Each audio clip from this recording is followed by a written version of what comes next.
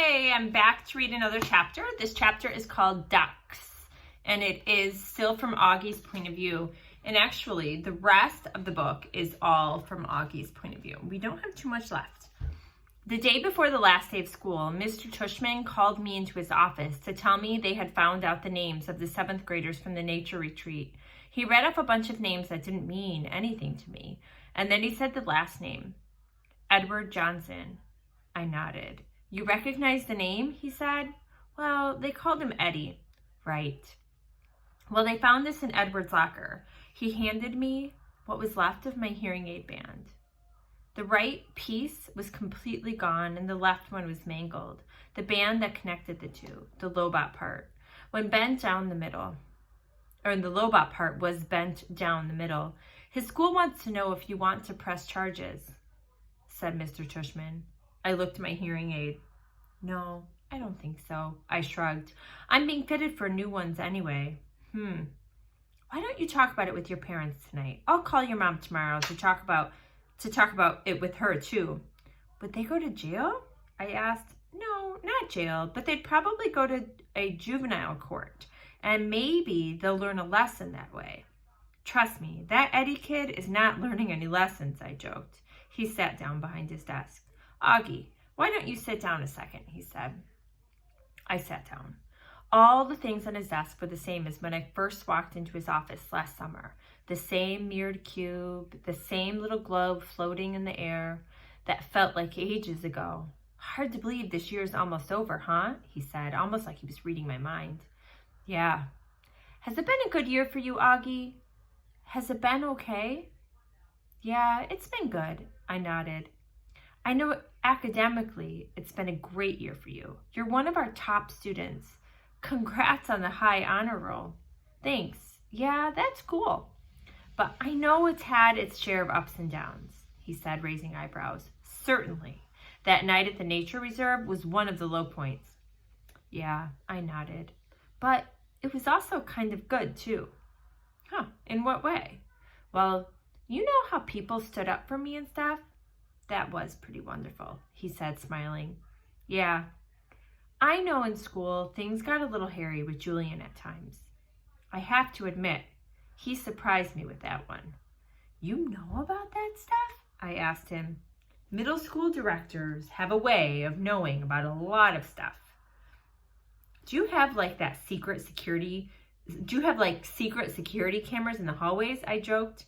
And microphones everywhere, he laughed. No, seriously. He laughed again. No, not seriously.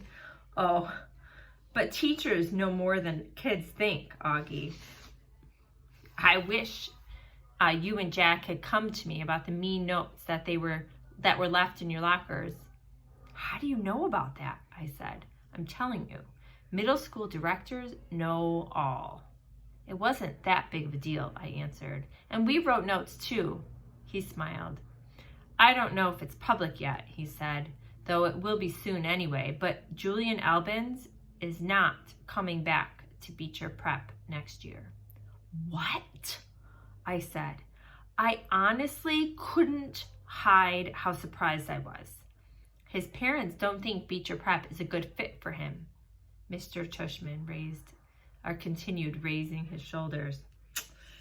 Wow, that is big news, I said. Yeah, I thought you should know.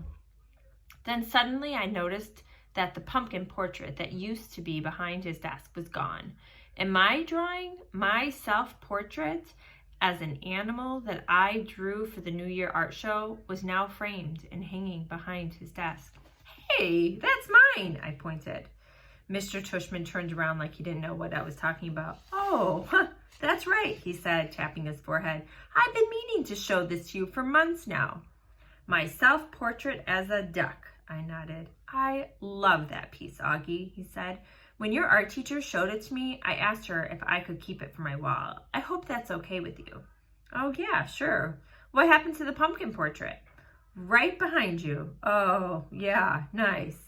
I've been meaning to ask you since I hung this up, he said, looking at it. Why did you choose to represent yourself as a duck? What do you mean? I answered. That was the assignment. Yes, but why a duck? He said.